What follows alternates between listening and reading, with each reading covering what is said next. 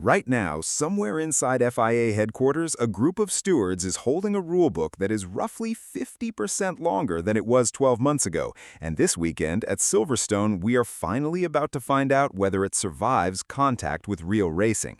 Here's the part nobody in the paddock really wants to say out loud. With the championship separated by just 46 points across 3 drivers, one gray area penalty call this weekend could swing an entire world title fight before the summer break even starts. I'm going to walk you through exactly what changed in this rulebook, why the FIA felt they had no choice but to rewrite it, and the one part of it that even the officials admit has never really been stress-tested at full speed. And that last part, honestly, is the one that should have every strategist on the grid a little nervous heading into Sunday afternoon. Because here's the thing about Silverstone this year. It is not just Lewis Hamilton's home race, and it is not just another stop on a 22-round calendar.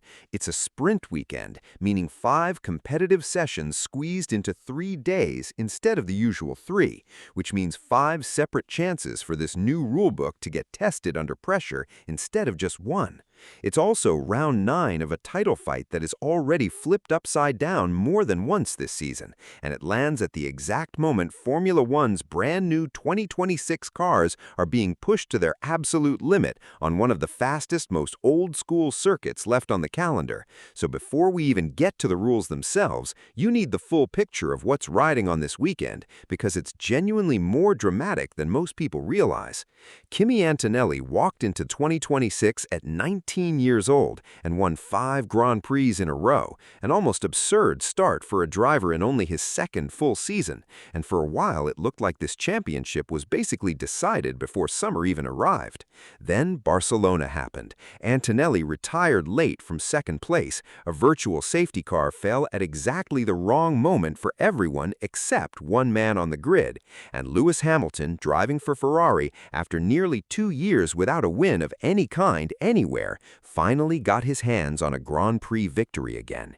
If you want a genuinely feel-good sports moment from this season, that podium is it. And I'm not going to pretend otherwise, because watching a 7-time champion still hunting for more in his 40s after a rocky start to life at a new team is exactly the kind of story that should make even casual fans stop scrolling for a second. So heading into Silverstone, the math looks like this. Antonelli leads on 171 points. Russell sits 2nd on 131. Hamilton is 3rd on 125, just 6 points further back than his own teammate rival, and 46 adrift of the championship lead with 14 rounds still to go. That gap is close enough that a single controversial defending move, one disputed overtake into Copse or Stowe, could realistically be the difference between leaving this weekend still fully in the fight or leaving needing something close to a small miracle. Which brings us straight back to the rulebook, because this is exactly the kind of season where the fine print stops being background noise and starts deciding outcomes.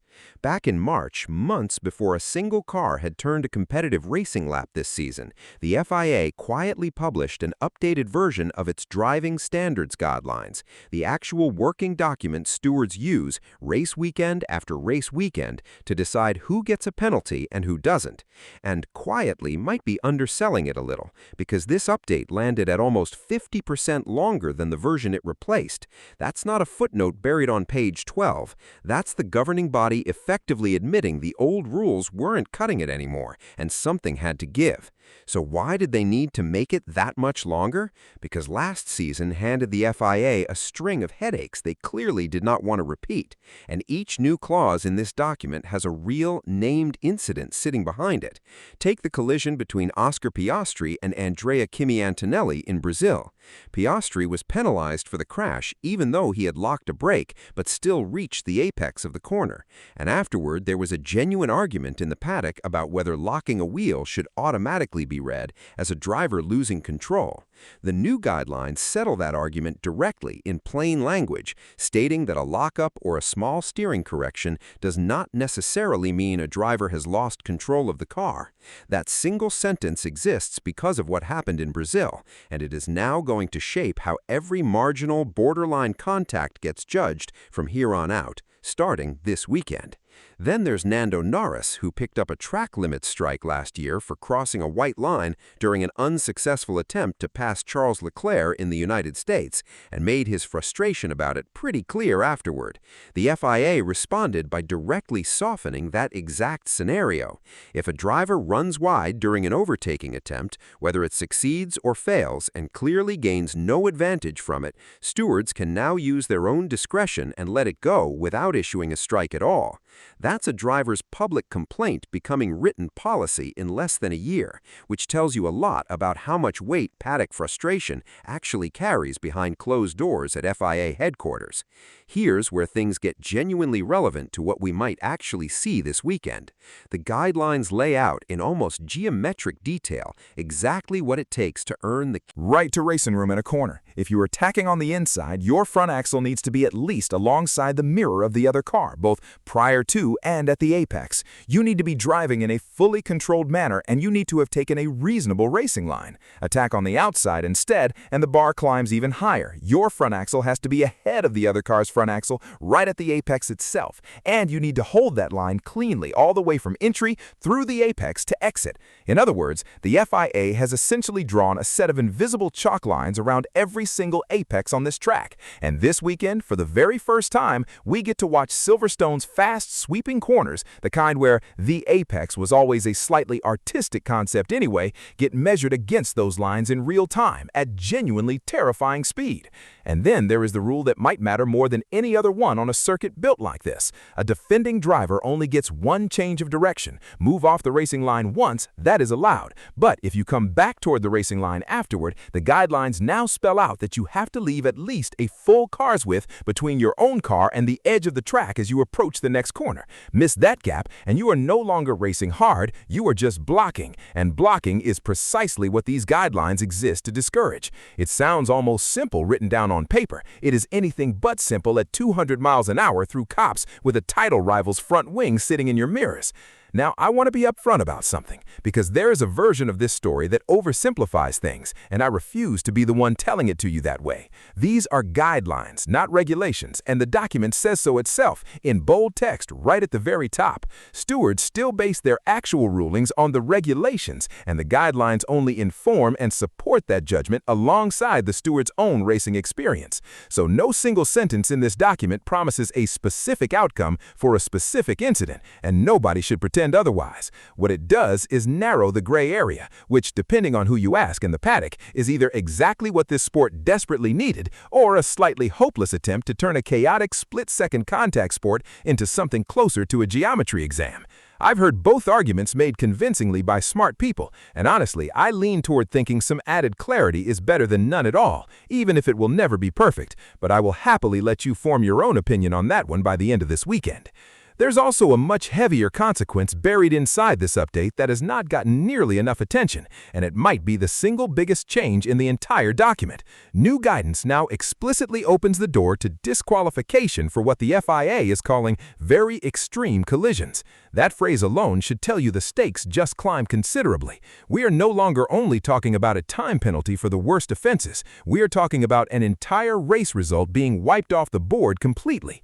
This section exists largely because of the collision between Max Verstappen and George Russell in Spain last year, an incident serious enough that it forced the FIA to admit their existing penalty toolkit simply wasn't built for the most severe scenarios out there, which means this weekend, in a title fight running this tight, any serious contact between the top three in the standings carries a genuinely different level of risk than it did 12 months ago. A driver does not just risk losing a position anymore, they risk losing the entire result and every point that came with it.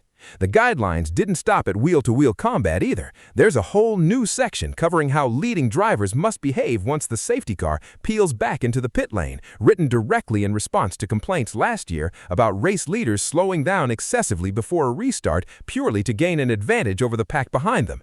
The new language makes it explicit. Yes, the leader still gets to choose the pace and pick the exact moment to accelerate, but that freedom does not excuse creating a genuinely dangerous situation for the cars stacked up behind behind them at the restart. There's also a meaningfully expanded blue flag section, spelling out almost mathematically how long a backmarker actually has before ignoring a blue flag becomes a punishable offense. If a lapped car hasn't let the faster car through within 8 consecutive light panels, that's now treated as close to an automatic breach of the rules. And there's a lengthy new passage on yellow and double yellow flags, born directly out of the disagreement between Red Bull and Mercedes at Miami last year over whether George Russell actually slowed down enough under yellow flag conditions. The new guidelines now hand stewards an actual formula to lean on. If your lap time through a yellow flag zone is not at least 5% slower than your previous comparable lap, that's treated as evidence you didn't genuinely back off. Double yellows raise that bar all the way to 15% slower. There's something oddly satisfying at watching a sport this fast get reduced down to a percentage on a spreadsheet. But here we are in 2026. So why does all of this collide so perfectly with Silverstone on this exact weekend out of 22 rounds on the calendar? Because this season handed every team on the grid a brand new headache that has nothing to do with the rulebook and everything to do with the cars themselves. The 2026 regulations shrank these machines significantly. A smaller wheelbase, a narrower overall width, roughly 30 kilograms lighter than last year, despite heavier, more hybridized engines underneath. They also introduced active aerodynamics for the first time, a standard high downforce setting the teams call Z mode for most of the lap, and a low drag straight line setting called X mode that any driver can trigger, unlike the outgoing drag reduction system, without needing to be within a set distance of the car ahead. Drag is down by more than half compared to recent years, and total downforce has dropped by roughly a third. All of that was designed to promote closer, more entertaining racing. But it came bundled with a genuine side effect, reduced electrical deployment once a car crosses roughly 340 kilometers per hour, which is exactly the kind of speed these cars hit constantly around Silverstone's long, committed straights. On a circuit like this one, with some of the longest full-throttle sections left on the entire calendar, that reduced deployment is a real problem, and it is not just fans complaining about it either. Multiple drivers, Hamilton included, have openly said they are worried the reduced power is going to change the entire character of the fast, flowing sequence through Copse, Maggots, and Beckett's, corners that have quietly defined this track's identity for decades. There's even a phrase floating around the paddock this week for what some drivers fear could happen here: superclipping, where lower drag and reduced deployment combine to turn what used to feel like a heart-in-your-throat, fully committed challenge into something noticeably tamer and more manageable. One driver put it bluntly after a recent practice session, saying the team already knew before this season even began that Silverstone, alongside a small handful of other high-speed, low-braking tracks, was always going to be a place where cars simply run out of usable energy well before the end of a lap. Now, think about what that actually means once you combine it with the new defending rules we just walked through. A driver managing a depleted battery through a long straight has noticeably less margin to make a clean, fully committed defensive move because they physically have less power available to hold their position without drifting into exactly the kind of blocking behavior these new guidelines exist to punish.